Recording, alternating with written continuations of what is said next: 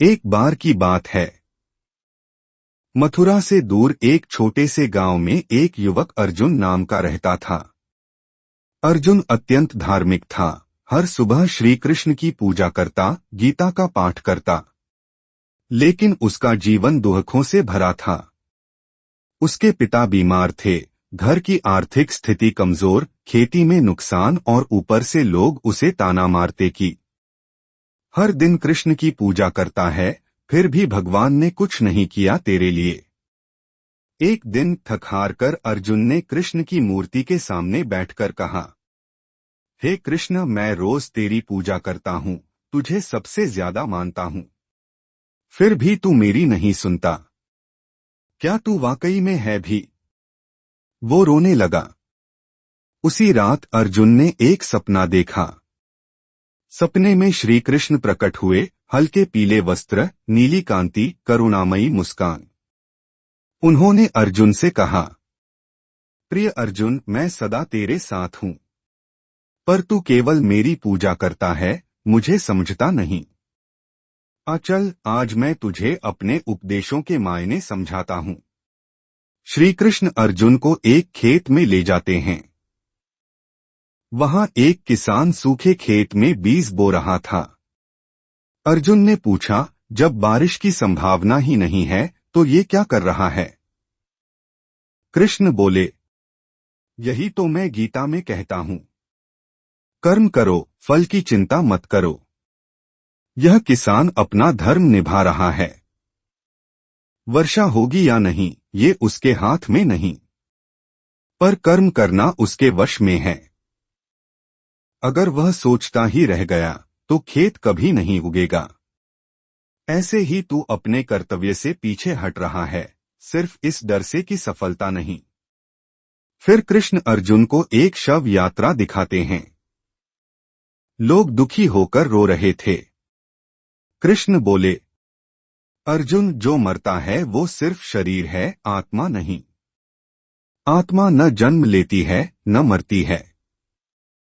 जिसका जन्म हुआ है उसकी मृत्यु निश्चित है, पर आत्मा तो अनंत है। तू अपने पिता के लिए दुखी है, यह स्वाभाविक है, पर जान ले कि वो सिर्फ शरीर बदल रहे हैं, जैसे हम पुराने कपड़े बदलते हैं।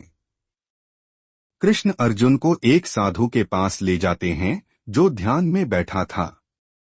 कृष्ण बोले, मन बहुत चंचल है। मन ही मित्र है और मन ही शत्रु।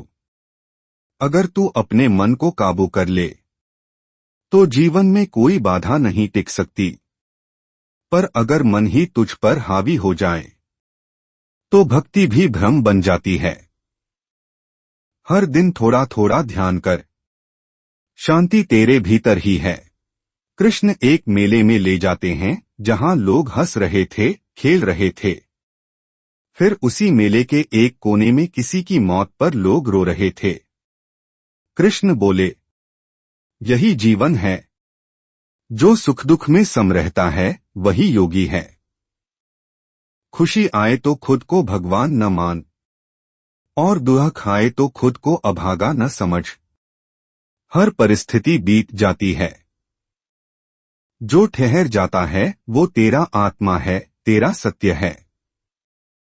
अंत में कृष्ण अर्जुन को एक झोपड़ी में ले जाते हैं जहां एक बूढ़ी महिला श्री कृष्ण की मूर्ति पर रोज एक तुलसी का पत्ता चढ़ाती थी। कृष्ण मुस्कराकर बोले, अर्जुन, अगर कोई मुझे प्रेम से एक पत्ता भी अर्पित करता है तो मैं उसे स्नेह से स्वीकार करता हूं। तेरी पूजा तब तक अधूरी है जब तक उसमें भाव नहीं। ईश्वर भाव का भूखा है। भक्ति में प्रदर्शन नहीं, प्रेम चाहिए। वह समझ चुका था। कृष्ण उसके दुखों को दूर करने नहीं, उसे अंधकार से प्रकाश में लाने आए थे।